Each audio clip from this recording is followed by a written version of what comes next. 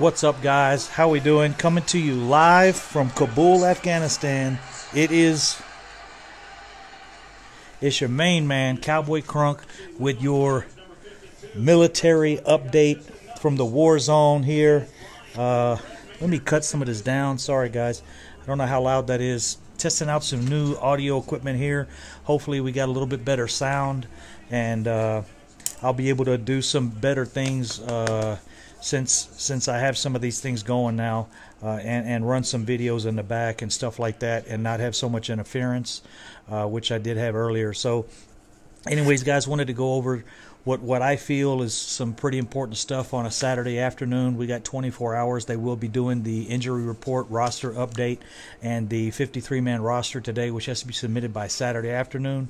It's Saturday late afternoon here, so you guys have a few more hours, or the Cowboys do, to get this situated. Also, just to let you know, tonight during the Conor McGregor UFC 229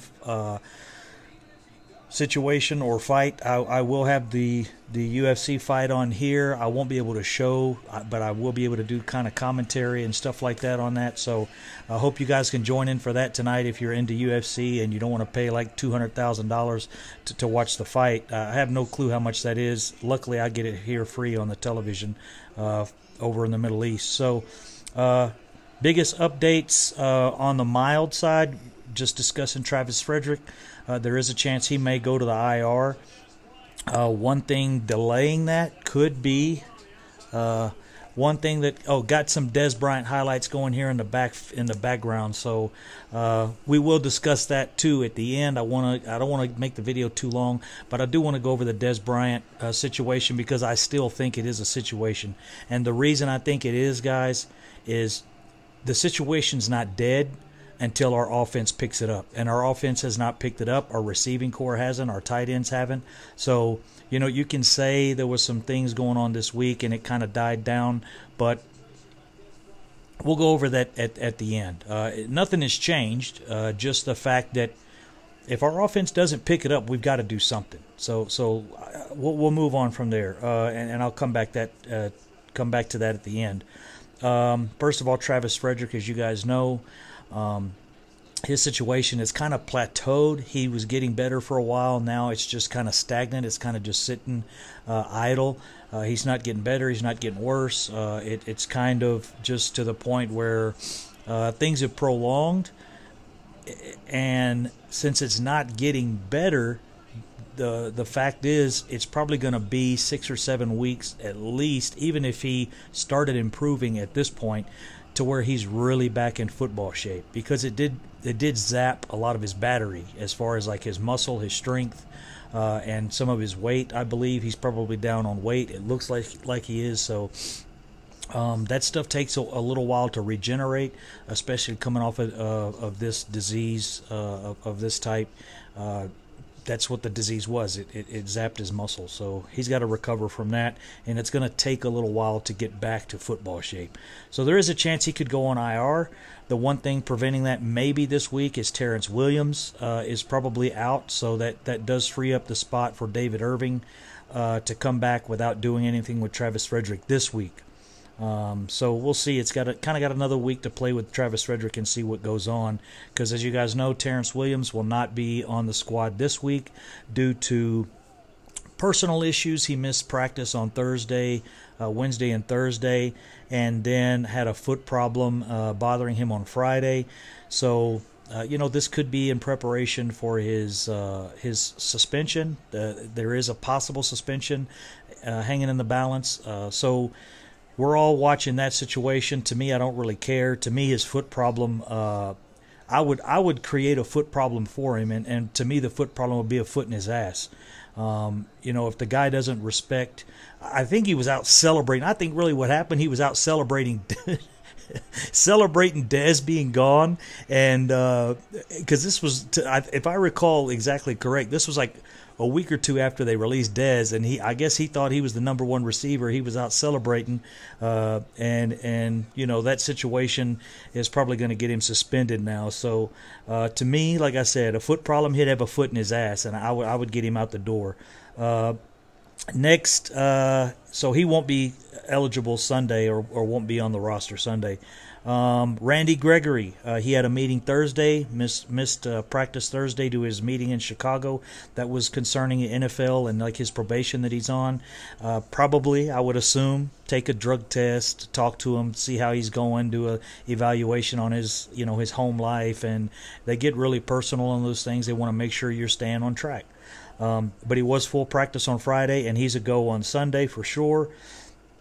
David Irving, he returned to practice on Wednesday and then missed practice on Thursday and Friday because of personal issues. I don't know why you would miss practice on, you come back, you have 3 days to practice before a game, and you miss 2 of the days because of personal issues. To me, that's not looking good.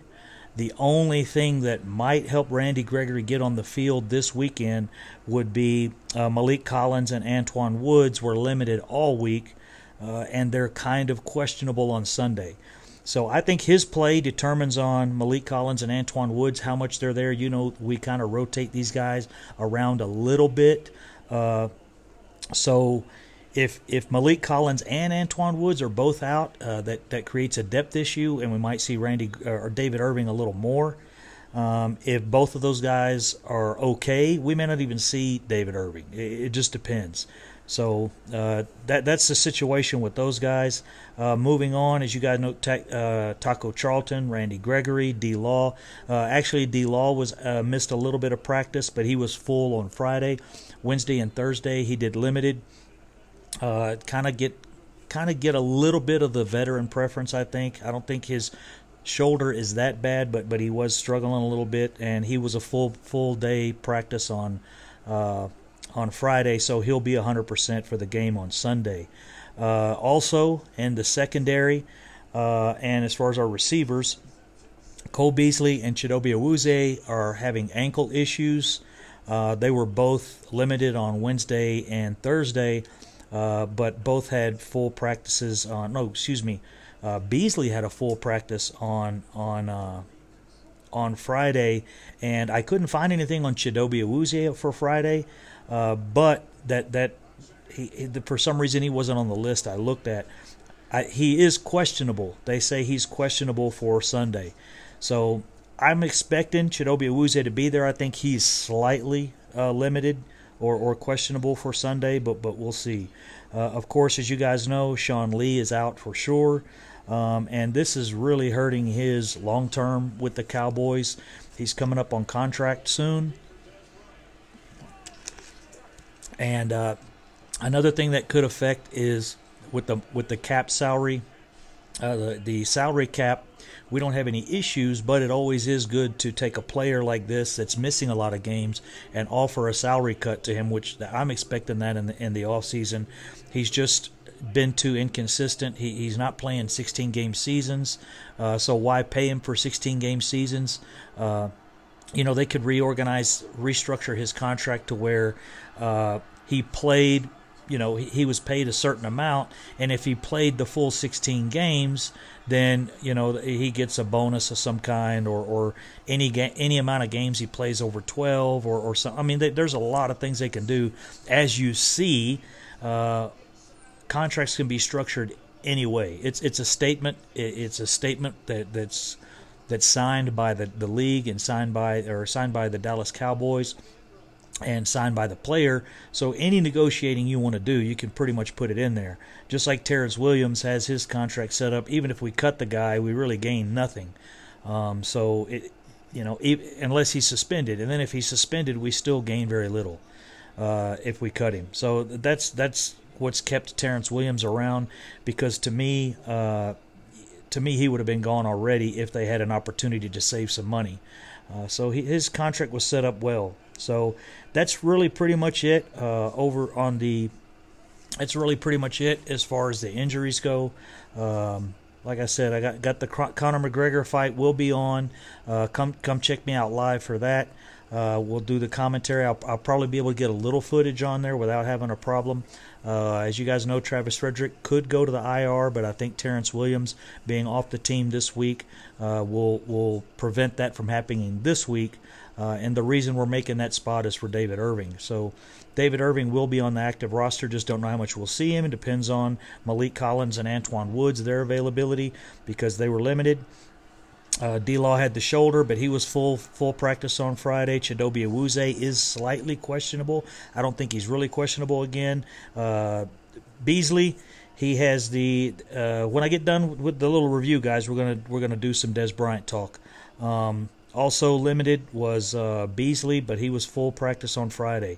So that's where we stand, guys. We got a pretty full roster. Really, the only one we're missing is Sean Lee, which is normal for us, and thankfully, the coaching staff, and probably I'm sure Will McClay was in charge of this, making sure we got looks like what could be an elite linebacker on the roster now. Leighton Vander Esch has played very well, stepping in for Sean Lee. We won last week without him, and I really think that we can take care of the Texans. This is their Super Bowl, guys. This is a big game for Houston because it's very rare that they, have a season that means something to them. Usually by game 8 or 10, and in the recent years they've been out of it. So this is as far as they're concerned a big game.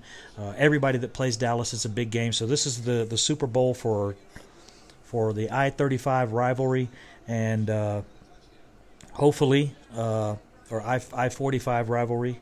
Whichever one I've been over in Afghanistan too long. But anyways, going into the Dez Bryant situation, guys, I really don't think it's over.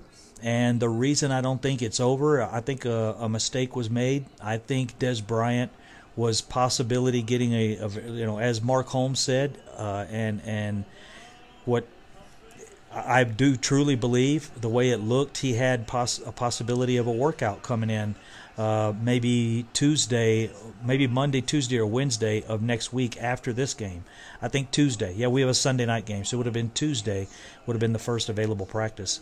And it didn't happen because I think little Tony Romo, actually, look at the protection back there, man. Jeez, 8 seconds to throw the ball, 9 seconds before the reception.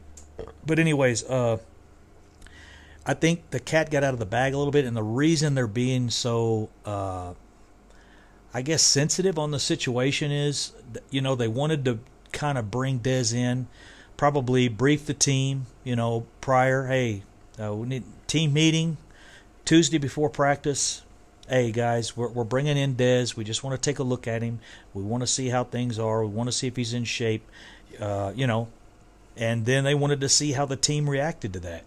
And I really think that's the most important thing. They wanted to know how that locker room was going to react, bringing Dez back.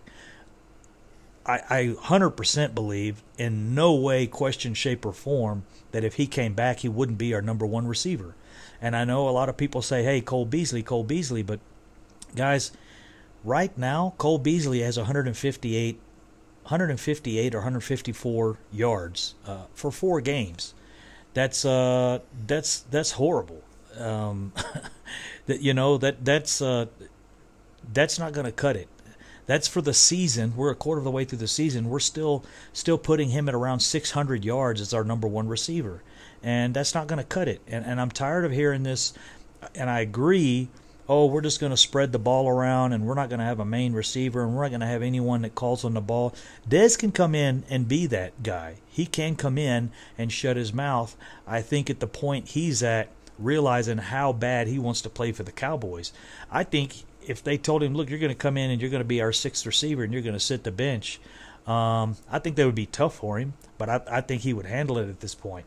And I know if you guys watch some of these highlights, man, we don't have anybody on our roster that can do anything that Dez has done in the past. I know his numbers have dropped off, but so is Cole Beasley, so has all of our tight ends. So, all of our receivers' numbers have dropped off. Dak Prescott's numbers have dropped off. It's a trickle down effect. If your quarterback is not playing as well, your receivers aren't going to have the numbers. If your running game increases, it's automatic that your your passing game, your receiving numbers are going to go down. We're the number one rushing team in the NFL. Zeke's leading the NFL by 80 yards. We have no reason to need, these elite receivers. I agree. But we do need a receiver to stretch the field and draw a double team every once in a while. And what the double team especially will draw on 3rd and 12, 3rd and 16, on 2nd and 20, when they know we're in a passing situation, you can line Dez up in the slot. You can line him up outside. He's going to draw a double team, which allows other guys more space after the catch. If you get Cole Beasley open and Dez is drawing a double team, that means there's going to be less defenders. If Beasley's on the other side of the field, there's going to be less defenders on his side of the field to break a tackle so he can get that 15 yards. Right now, that's where our suffer is. We are suffering on 3rd and long. It's like once we get a holding penalty, 1st and 10, we get a holding penalty, 1st and 20, we might as well punt the damn ball because we don't have anyone that's getting these numbers that we need when we get in a desperate situation. So that's my sell on Dez. I think he could come back. I think he could be different.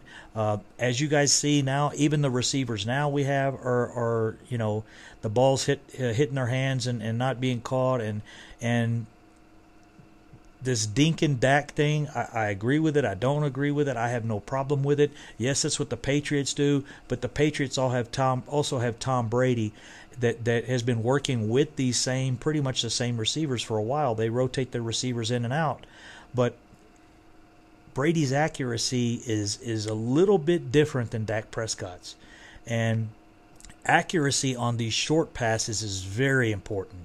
If you're throwing a ball 15 yards, only 15 yards, you don't have much reaction time. If it doesn't hit you in the chest, you probably have from the waistline to the face mask is about what you have.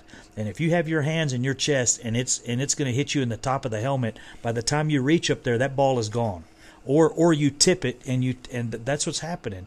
You've got to be accurate on these short passes. And it's nothing against Dak. It's nothing against our offense. The one thing they've got to get Dak, and I've been saying it for a while, there was a video, Mark Holmes played part of it the other day. They've got to get Dak, what I've been saying is out of the closet. I don't know if it's Dak that's not pushing the ball down the field. He's not trusting his arm. Every time a receiver's hit downfield, most of the time they're not, wide open. What happens is the receiver and the tight end, or the receiver in the corner, or the receiver and safety are running side by side, but you throw it to the side where the receiver can use his body and prevent the cornerback or the defender from getting there, and that's what's called throwing him open.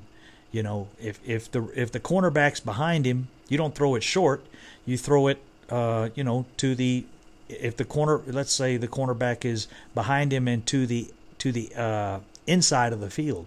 Well, you throw it long and to the outside. If the cornerback, if it's more of a seam route, and the corner of safeties is on the outside, closer to the sideline, you throw it long and to the inside. And Dak can do it. He's timid and a little nervous to throw the ball when he sees the defender there. But when he does it, when he's forced to do it, he does fine. So I don't know if the coaches need to tell him, look, just go out there, and if you, like they told Parcells told Phil Simms, if you don't throw 2 interceptions tonight, that means you didn't take any risk. If you don't take any risk, there's no reward. No risk, no reward. You've got to take a risk. This is the NFL. Those receivers are not going to be wide open every time. They're just not.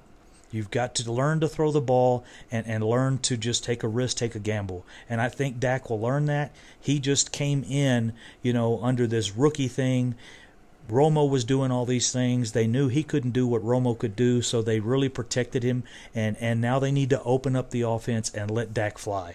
And I think he can. So that's my take on Dak Prescott as well. I think he's very capable of leading this team to some Super Bowls.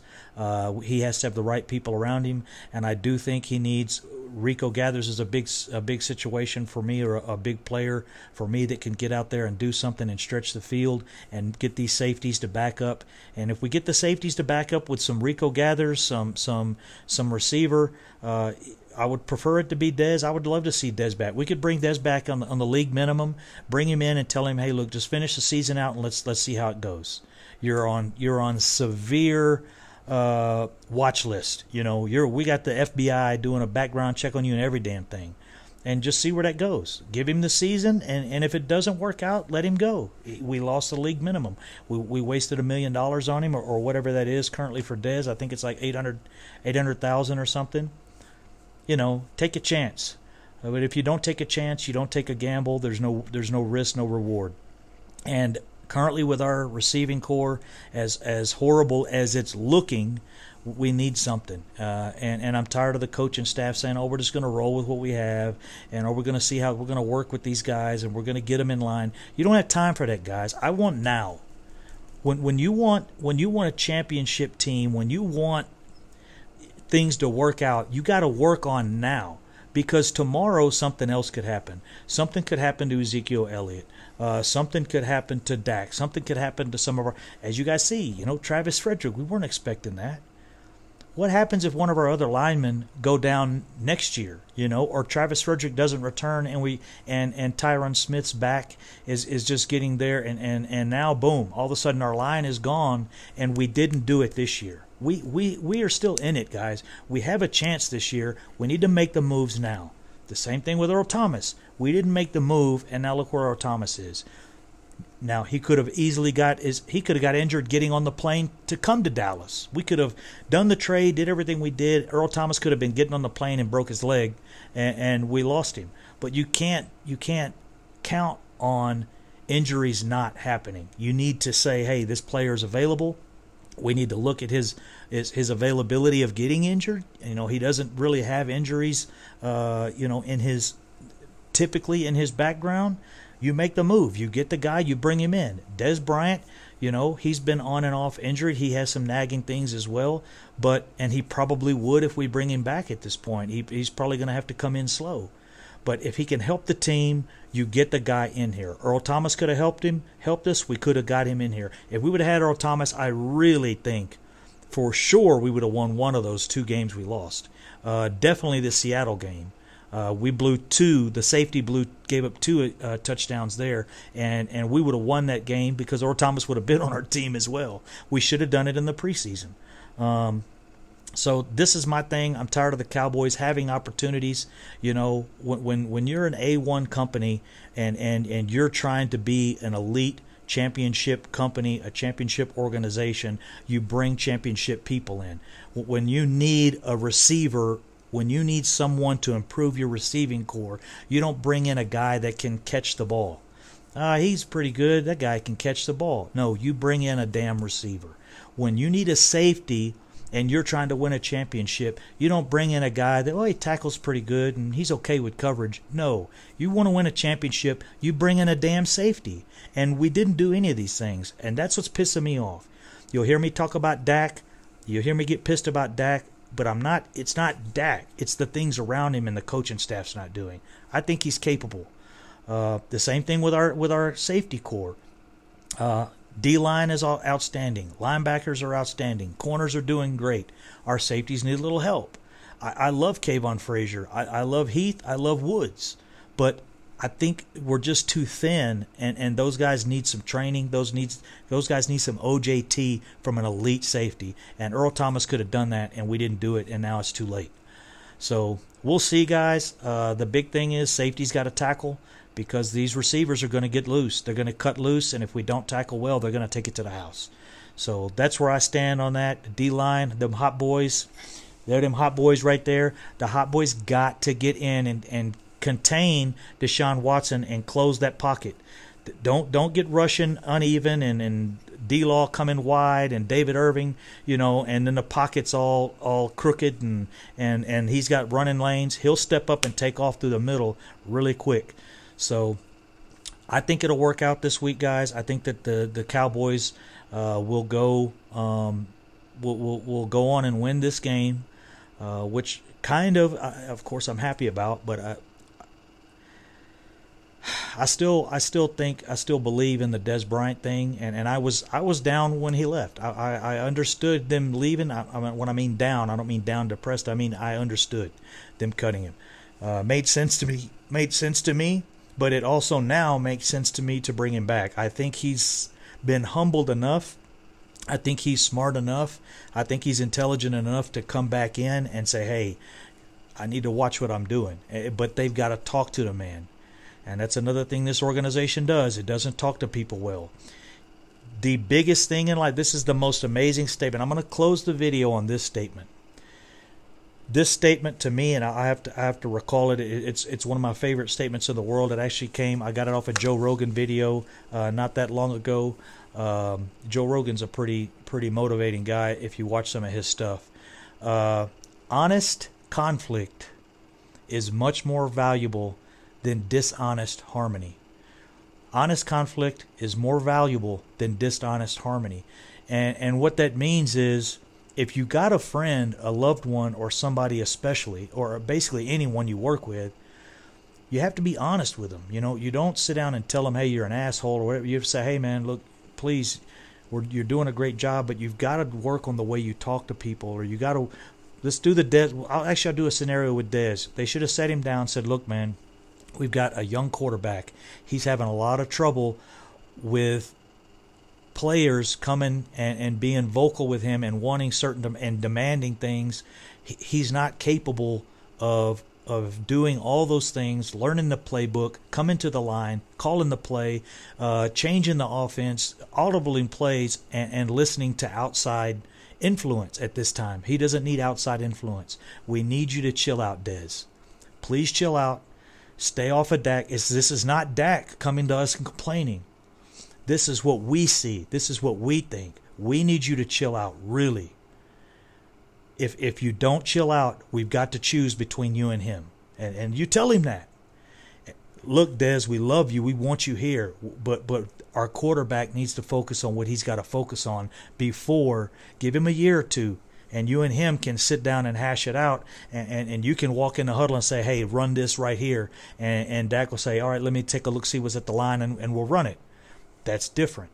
But you can't come in and get all pissed and slam your helmet down and I'm not getting the ball and they're not letting him audible to me, and you know that's the stuff's not going to work. So that's my thing. Cowboys need to talk. They need to be open. They need to be able to manage the team better. And if they can do that, you know, situations that arise with Dak Prescott, situation with these players having personnel problems, you know, and them not addressing it. Bro, if you having personnel problems, just pack your stuff, bro, and come back next year. We don't have time for this. We got guys that want to be here. We got guys that want to practice.